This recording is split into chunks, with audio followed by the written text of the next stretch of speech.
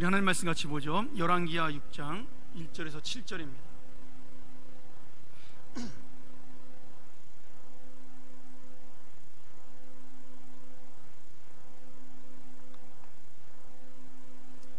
우리 한 절씩 같이 교독하죠. 선지자의 생도가 엘리사에게 이르되 보소서, 우리가 당신과 함께 거한 것이 우리에게는 좁으니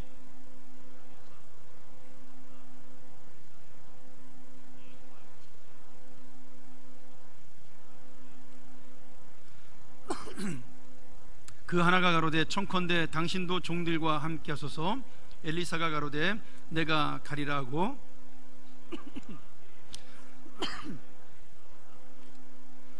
한 사람이 나무를 벨 때 도끼가 자루에서 빠져 물에 떨어진지라. 이에 외쳐 가로되 아 내 주여, 이는 비로 온 것이니이다.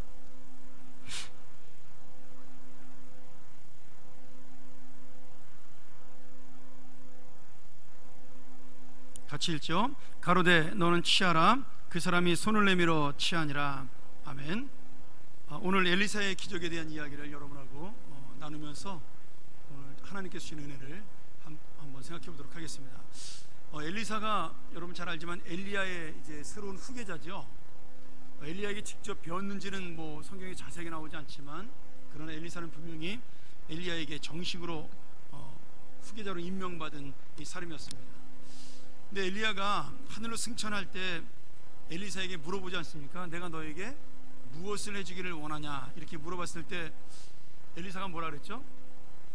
선생님이 가진 영감의 갑절을 2배를 달라고 이야기를 했단 말이죠.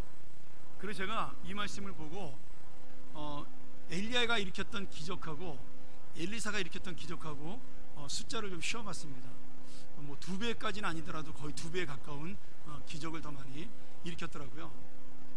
그런데 보통 엘리야가 일으킨 기적은 굉장히 대단한 기적이죠. 뭐 엘리사도 비슷한 기적을 많이 일으킵니다만은 엘리야는 뭐 3년 6개월 동안 비가 오지 않게 했다, 하늘에서 불이 내려오게 했다, 아니면 뭐 3년 6개월 동안 기름과 그 밀가루가 떨어지지 않게 한 뭐 어떤 기적들, 이런 것들을 이제 굉장히 많은 놀라운 기적을 행했습니다. 물론 엘리사도 그에 못지않은 기적을 많이 행했죠. 엘리야의 웃도리로 요단강을 쳐서 간으로 가르거나, 또 자기의 선지자직을 무시하는 사람들을 곰이 와서 찢게 한다든지, 이런 여러 가지의 기적들을 베풀고, 또는 환상을 보고 그 이스라엘 성을 포위하고 있는 그 사마리아 성을 포위하고 있던 아람 군대들을 이끌고 다른 길로 보내는 뭐 이런 역사들, 굉장히 많은 역사가 나옵니다. 근데 오늘 엘리사의 기적 중에 저는 가장 재밌는 기적이 바로 오늘 나오는 기적 사건이라고 생각을 합니다. 왜냐하면 기적은 기적인데 너무 좀 이렇게 뭐라 그럴까요? 기적이라고 말하긴 좀 이렇게 그런 유치하다고 좀 그러고요. 좀 이렇게 너무 작은 기적이 아닌가라는 생각이 드는 거죠. 근데 제가 이 말씀을 쭉 보다가, 아니 왜 하나님께서는 앞에 굉장히 많은 기적이 나오거든요. 수넴 여인을 아들을 살린, 죽은 아들을 살리는 기적이 나오고요. 그 뒤편에 보면 또 나아만 장군이 나병을 고치는 기적들, 뭐 이런 기적들이 계속 나오는데, 갑자기 중간에 도끼를 물속에서 빠뜨렸다가 건지는 그런 기적을 보여준다라는 거죠. 제가 이 본문을 보다가 하나님께서 왜 이렇게 많은 기적의 중간에 이런 단순한 기적을 넣어줬을까, 그런 생각을 한번 해봤습니다. 오늘 내용이 뭐냐면 엘리사가 이제 선지자 학교를 운영하고, 지금으로 말하면 신학교죠. 신학교 같은 선지 학교를 운영하고 있었는데 숫자가 늘어나니까 그 학교가 작은 겁니다. 그래서 그 중에 한 신학생이, 신진한 신학생이 여기가 너무 좁으니까 우리가 새로운 그 신학교를 지을 수 있도록 같이 가서 짓자라고 그렇게 권유하고, 쉽게 말하면 학교를 건축을 하게 된 거죠. 그런데 뭐 워낙 가난한 사람들이고, 또 그 당시에는 여러분 이 도끼라는 것이 지금 이 철로 만드는 이 도끼를 말하는 건 잘 모르겠어요. 이 시대가 이 철기 시대 이전의 청동기인지를 잘 모르겠는데, 하여튼 여러분 이 무기라는 것은요, 도끼 같은 그런 것들은 한 마을에 하나 있을까 말까 할 정도로 귀한 그런 물건입니다. 우리가 볼 때 뭐 도끼 그러니까 뭐 철물점에 가서 아무나 사올 수 있고 그런 농기구점에 살 수 있는 그런 도끼가 아니라 그 당시에 이 도끼라는 것은 굉장히 귀한 철로 된 거니까 그런 물건이겠죠. 그러나 그 나무를 베기 위해서 도끼가 필요하니까 그 도끼를 빌려왔는데 아마도 도끼도 뭐 굉장히 지금으로 보는 좋은 도끼가 아니라 조그만 이런 손도끼 같은 거겠죠. 그만 그것을 찍다가 나무의 반동에 의해서 이 도끼가 연못으로 날아가서 빠져버리게 되었습니다. 이 도끼가 잃어버리니까 이제 당황이 된 거죠. 더군다나 자기들이 빌려온 도끼니까요. 그래서 엘리사에게 이 제자가 선생님이 어떻게 했으면 좋겠습니까? 큰일 났습니다. 막 그랬더니 엘리사가 이제 간단하게 나뭇잎으로 이 도끼를 꺼내주는 그런 기적입니다. 근데 제가 이 말씀 보면서 한번 여러분 생각해 보세요. 아니 뭐 이 도끼가 이렇게 호들갑을 떨 일인가? 좀 귀하긴 하겠지만 뭐 돈으로 물어줘도 되는 거고 그렇지 않습니까? 아니면은 뭐 주인한테 가서 미안하다 우리가 이렇게 됐다고 얘기하면 또 봐줄 수도 있는 문제인데 지금 마치 엄청난 일이 벌어진 것처럼 이 말씀을 기록하고 있다라는 겁니다.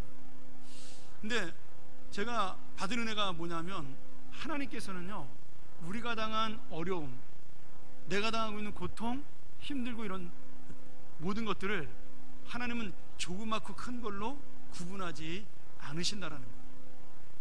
우리 사람 생각에는 나라가 무너질 만큼 큰 일이 나면 우리 막 뜨겁게 기도하잖아요. 그렇죠? 엄청난 문제다, 이건 뭐 기도해야 된다, 이렇게 기도를 하지 않습니까? 근데 하나님은 그런 기도를 들어주시는 거나 그냥 내 개인의 기도, 오늘 내가 뭐 지갑을 잃어버렸는데, 제가 예전에 한번 그런 적이 있습니다만 지갑을 잃어버렸는데 집에 갈 차비가 없단 말이죠. 그러면 내가 차비를 뿔 수 있는 좋은 사람을 만나게 해달라는 기도나, 여러분 그런 것도 기도하시나요? 저 예전에 대학 때 그 지갑을 잃어버려가지고 전철 패스가 없어가지고 그렇게 구걸을 한번 한 적이 있었는데, 다행히 아는 사람을 만나서 전철역에서, 학교 앞이었으니까 좀 창피를 면했지만, 그런 거는 기도하지 않으시나요? 그냥 내가 좋은 사람 만나면 되는 건가 이렇게 생각하지 않나 이거죠. 근데 하나님은 어떤 순간에 하든 기도든 하나님 앞에 하는 기도는 사랑하는 자녀가 하는 것이기 때문에 어느 것이나 다 소중하다는 말씀입니다. 아마 하나님께서 그 말씀을 하기 위해서 이 엘리사의 기적 중에서 수많은 기적이 있지만 그 일부인 이 도끼를 물에 빠뜨렸다 건지는 기적을 그렇게 우리에게 보여주시는 것 같습니다. 좀 더 멋진 기적이라면 도끼를 꺼냈을 때 그 도끼가 금도끼로 변했으면 더 좋겠는데, 그렇죠? 그런 일은 없네요. 보니까 그냥 녹슨 도끼가 아마 올라왔던 것 같아요. 물에 빠진. 하나님께서 정말 더 큰 기적을 보여주려면 금도끼로 변하게 했으면 참 좋겠다, 이런 생각도 해봤습니다. 우리가 날마다 일상에서 만나는 어려움들이 있습니다. 내가 만나는 사람의 어려움, 내가 만나는 직장에서 어떤 업무의 어려움, 내가 만나는 아니면 어떤 상황의 어려움, 건강의 어려움. 제가 이제 감기 걸리면 기침을 하니까 조심하려고 해서 제가 무지하게 애를 쓰거든요. 아침부터 오면 홍삼 먹고 뭐 또 점심 때 되면 사과 주스 먹고, 제가 배가 부른데도 억지로 먹어요. 어떻게든지 감기 안 걸려고 아주 애를 쓰는데, 조금만 아프면 바로 가서 그냥 주사 맞고 막 그렇게 하는데, 여러분 그런 것들이 저희한테 걸려오는 어떤 일상의 문제들이라는 거죠. 남들이 볼 때는 뭐 너무나 당연한 문제고 그럴 수 있는 문제인데, 오늘 내가 이 사람을 만나면 무슨 말을 해야 될까, 아니면 이 문제를 만나면 내가 어떻게 처리를 해야 될까, 오늘 내가 15인 댁을 방문하면 편하고 얼마나 좀 어렵지 않게 보낼 수 있을까, 뭐 이런 것들이 전부 다 우리의 일상적인 문제인 거죠. 아니면은 밥을 했는데 저녁에 남편이 돌아와서 맛있는 밥을 먹어야 되는데 그만 깜빡 잊고 내가 밥을 못 해놨다, 이런 것도 다 일상의 어려움 아니겠어요? 우리가 느끼는 도끼가 빠진 지금 이 어려움, 우리가 볼 때는 그냥 당할 수 있는 어려움이라는 거죠. 내가 이 땅에 살면서 하루하루 만나는 그런 모든 고민들, 그런 것들이 다 지금 엘리사가 지금 일으키고 있는 이 기적 속에 함께하고 있다라는 겁니다. 그래서 하나님께서는 내가 일상에서 만나는 어려움을 통해서 어떨 때는 답답하고 어떨 때는 귀찮고 어떨 때는 힘들고 그리고 방법이 없어 그냥 무심코 넘어갈 때도 많지만, 하나님은 그 안에서 가라앉았던 우리의 희망, 아니면 가라앉았던 내 마음, 이런 것들을 떠오르게 하시는, 오늘 마침 도끼를 하나님께서 나뭇잎으로 떠오르게 하신 것처럼 하나님의 은혜로 우리의 마음을 새로운 희망으로 떠오르게 하신다라는 거죠.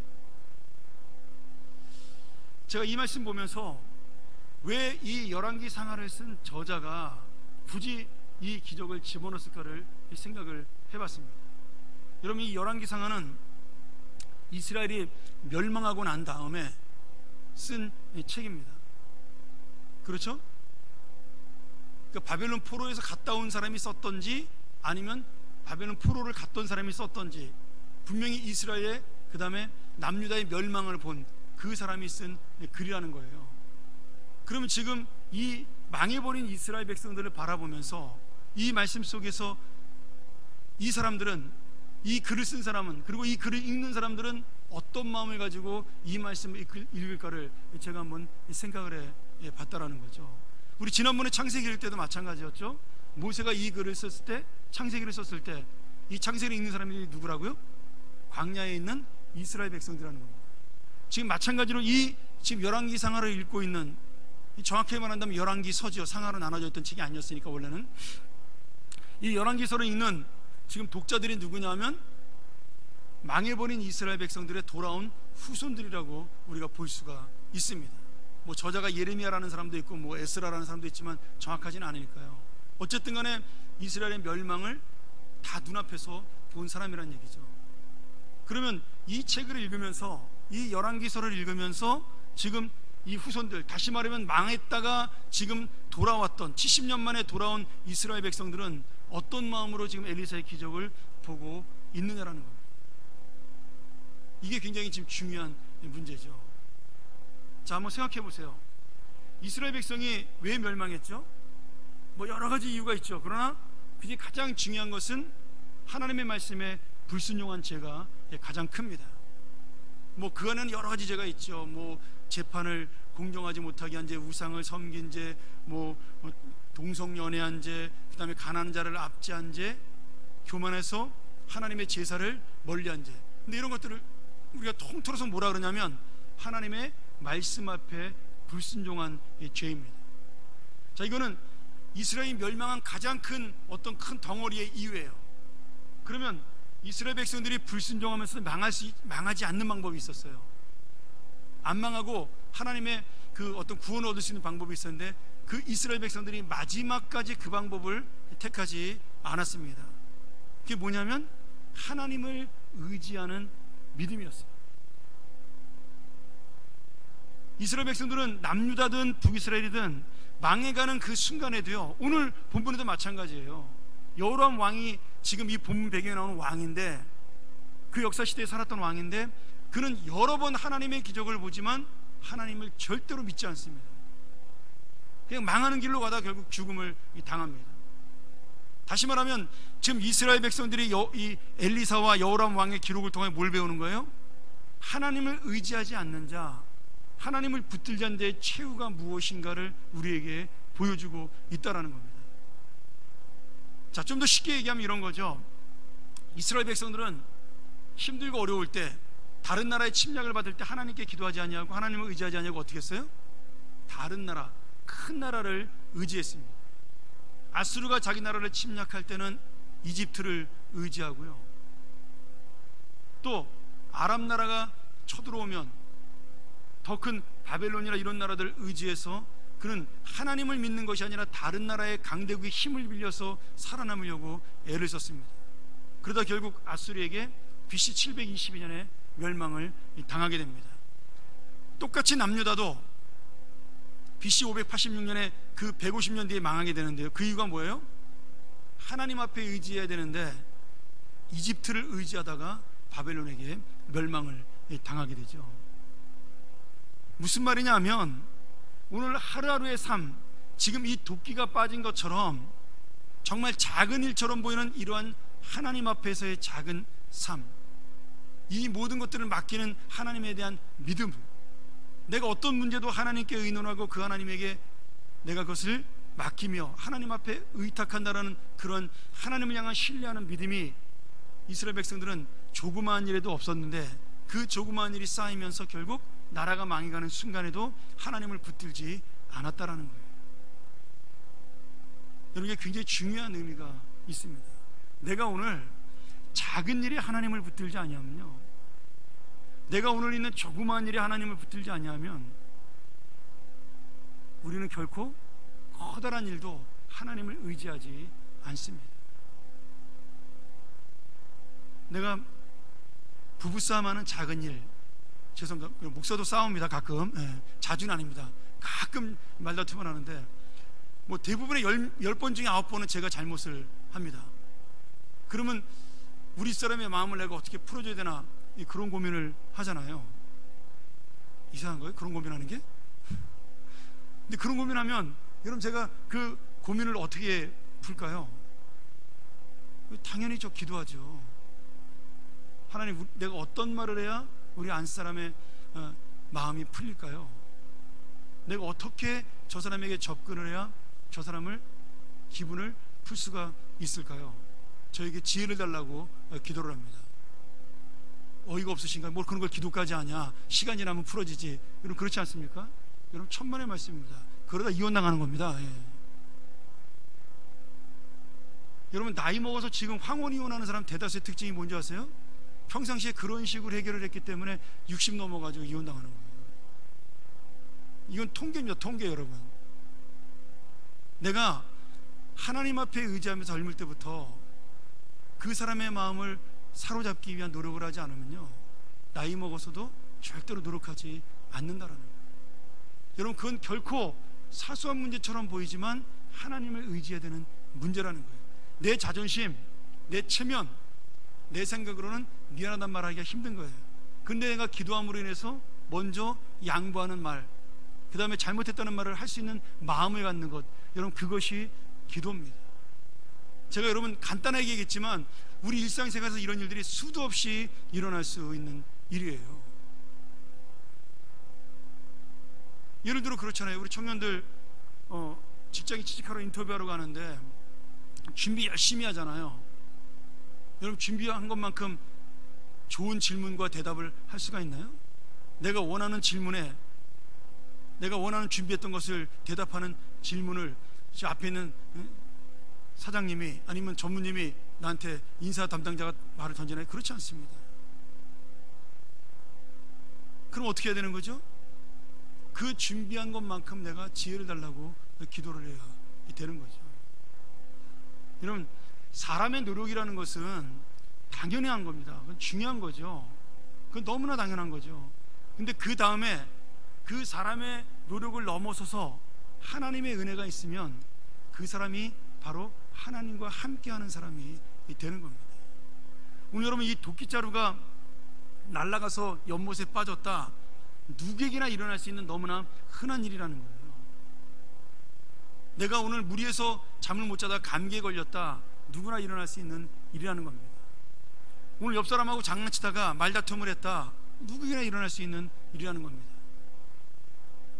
근데 이것은 너무나 사소하기 때문에 내가 기도할 필요가 없다라는, 그렇게 생각하지 말라는 거죠.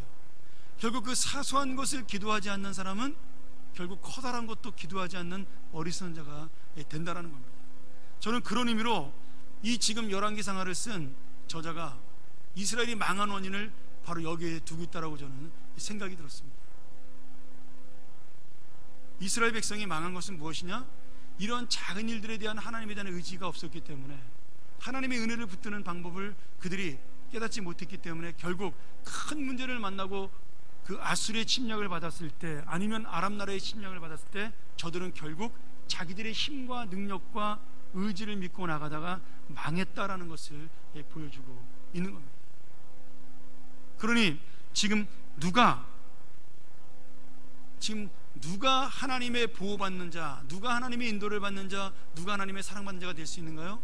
바로 이 말씀을 통해서 내가 날마다 날마다 하나님의 은혜를 구할 수 있는 자가 오늘 내가 똑같이 더 큰 일도, 어떤 일도 내가 주의 은혜를 만날 수 있는 자로 함께 갈 수 있게 되는 거죠. 사랑하는 여러분, 엘리사가 수많은 기적을 일으켰지만 또 수많은 일들을 했겠지만, 여러분, 엘리사가 매일 밥만 먹고 기적만 일으키지는 않았습니다.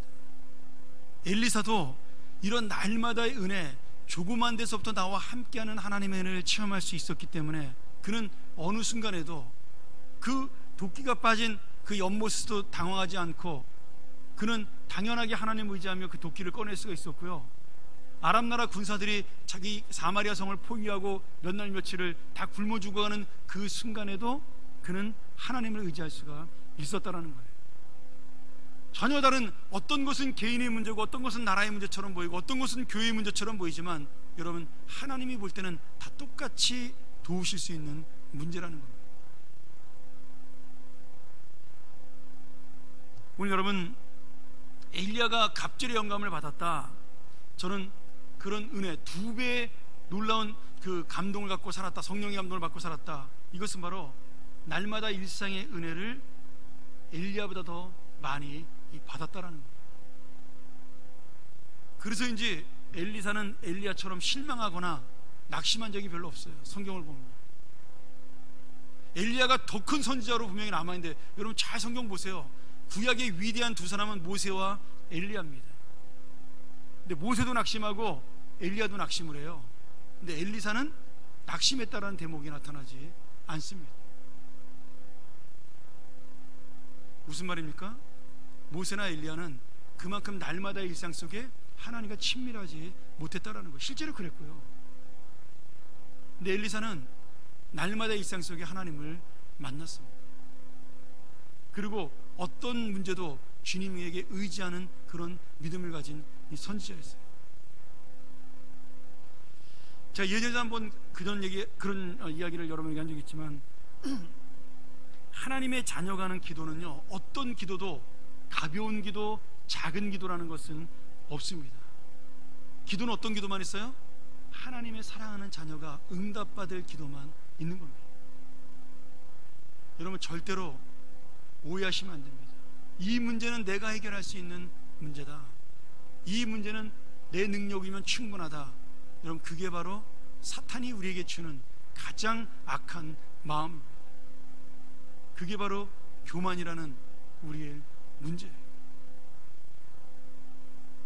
여러분, 아무리 노력을 해도요, 우리의 마음 하나로 사람의 마음 요만큼도 돌릴 수가 없습니다. 내가 사랑하는 사람, 아무리 그 사람의 마음을 이해하려도 내가 그 사람 마음을 이해할 수가 없습니다. 우리가 갖고 있는 한계라는 건요, 너무나 무능하고 너무나 부족하고 너무나 답답한 겁니다. 저는 제 자신을 보면서 그걸 수도 없이 느낄 때가 있어요.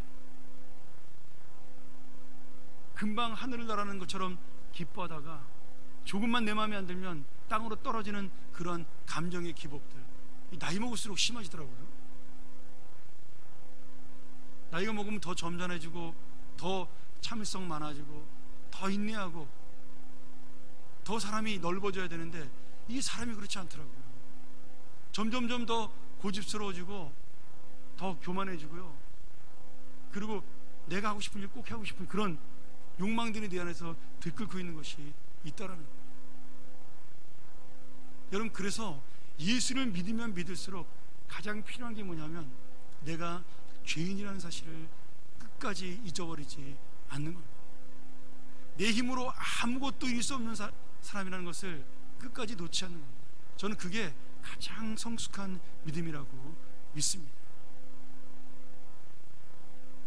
오늘 여러분, 하나님께서는 우리가 그런 가난한 마음, 불쌍한 마음을 가지고 기도할 때 우리의 기도를 가볍게 여기시지 않습니다.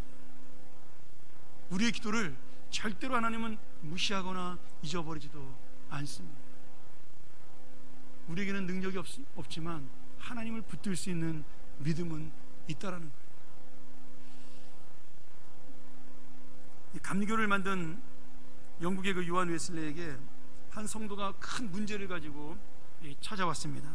목사님, 나는 지금 너무나 큰 문제가 있는데 이 걱정에서, 이 고통에서 내가 어떻게 헤어나와야 될지 앞이 캄캄합니다. 이 고민을 털어놓은 거예요. 근데 웨슬리 목사님이 그 말을 듣다가 아무 말도 하지 않고 창가 저쪽을 보니까 소 한 마리가 그 집 담장 밖에서 고개를 이렇게 들고 담장 너머를 고개를 들고 바라보고 있는 겁니다. 웨슬리가 그 소를 보면서 그 성도에게 이렇게 이야기를 한 거죠. 형제님, 저 바깥에 소 한 마리를 좀 보십시오. 저 소가 왜 저렇게 고개를 들고 담장 너머를 바라볼까요? 이 성도가 뜬금없이 자기는 지금 심각한 고민을 얘기하는데 목사님이 엉뚱하게 소 얘기를 하니까 이제 신경을 안 쓴 거죠. 왜 그럴까요? 뭐 전 잘 모르겠네요. 뭐 잘 보려고 그러겠죠. 뭐 이렇게 대답을 한 겁니다. 근데 웨슬리 목사님이 이렇게 이야기를 하는 거죠. 맞습니다. 저 소는 저 담장, 저 벽을 뚫고 이 안을 바라볼 수 있는 능력이 없습니다. 그래서 고개를 쳐들고 담 위를 넘어서 지금 여기를 바라보고 있는 거죠. 저 소처럼 형제는 우리의 걱정과 우리의 문제도 절대로 그것을 우리 힘으로 해결할 수가 없습니다. 저도 해결할 수가 없고 형제님도 해결할 수가 없죠. 그러면 어떻게 되죠? 그 담 너머 저 소가 바라보는 것처럼, 주인을 바라보는 것처럼 우리가 우리의 주인 되신 하나님을, 우리 하늘을 향해 바라봐야 되지 않겠습니까? 오늘 여러분, 우리가 결코 우리의 문제를 해결하기가 쉽지 않습니다. 대부분은 해결하지 못하죠. 그냥 넘어가는 것 뿐이죠. 그래서 우리가 마지막 할 수 있는 일이 뭡니까? 가장 최선을 다할 수 있는 마지막 가장 좋은 일은 결국 주님을 붙드는 것밖에 없다라는 거예요. 근데 말이죠, 문제는 지혜로운 사람은 이것을 가장 먼저 하는 것이고요, 미련한 사람은 가장 마지막에 하는 겁니다. 어떤 때는 우리가 가장 지혜로운 사람이 되었다가 어떤 문제에서는 가장 우리가 미련한 사람이 되기도 하는 거죠. 저 역시도 마찬가지입니다. 근데 어떤 순간에도 하나님께서는 가장 지혜로운 자를 먼저 찾으신다는 겁니다. 여러분, 내 힘으로 할 수 있는 것은 아무것도 없다라는 거죠. 오늘 엘리사가 그 나뭇잎 하나로 도끼를 떠오르게 한 그 모습을 보면서 아마 많은 제자들은 굉장히 놀랐을 거예요. 야, 우리 선생님이 별걸 다 한다, 묘기대행진이다, 놀랐는지도 모르겠어요. 여러분, 그런데 엘리사에게는요, 이 도끼 하나를 떠오르게 하는 것이나 아니면 자기를 지키는 수많은 천사들이 자기를 둘러싸고 있는 환상을 보는 것이나 죽은 사람 수냄 여인의 아들을 살리는 것이나 나아만 장군의 나병을 고치는 것이나 하나님을 의지하는 마음은 똑같았다라는 거예요. 왜냐하면 그 능력은, 그 묘기대행진은요, 엘리사의 능력이 아니라 하나님의 은혜이기 때문입니다. 오늘 이 선지생도가, 이 신학생이 착한 일 하다가 이렇게 어려운 일을 만났어요. 여러분, 신학교를 넓게 지어서 많은 학생들을 하나님의 이름으로, 하나님의 말씀으로 공부시키려고 하다가 도끼를 빠뜨리는 어려운 일을 만났습니다. 여러분, 좋은 일 하다가 어려운 일 만나면 더 힘이 드나요? 아니죠. 그러니까 더 하나님을 붙들어야죠. 그러니까 더 하나님의 은혜를 의지해야죠. 그러니까 더 하나님의 도우심을 우리가 구해야 하는 겁니다. 오늘 우리는 날마다 이런 일을 만나고 살 수밖에 없는 인생입니다. 근데 우리가 어떤 일인지 이 주님의 은혜를 구하고 산다면, 주님을 도우심을 원하며 내가 주님 앞에 엎드린다면, 우리는 어떤 큰일 앞에도 똑같은 주님의 은혜를 구하고 주님의 도우심을 만날 수 있는 우리의 삶이 될 것이라고 간절히 믿습니다. 오늘 여러분, 이 엘리사의 기적, 이 일상의 기적, 가라앉은 희망도 떠오르게 하시는 하나님 놀라운 역사가 내 인생에 가라앉은 모든 아픔과 고통도 희망으로 바꿔주고 가라앉아버린 나의 희망도 떠오르게 하시는 놀라운 역사가 될 것을 간절히 축원합니다. 우리가 전번 이 시간 이 말씀 의지해서 한번 기도하기를 소원합니다.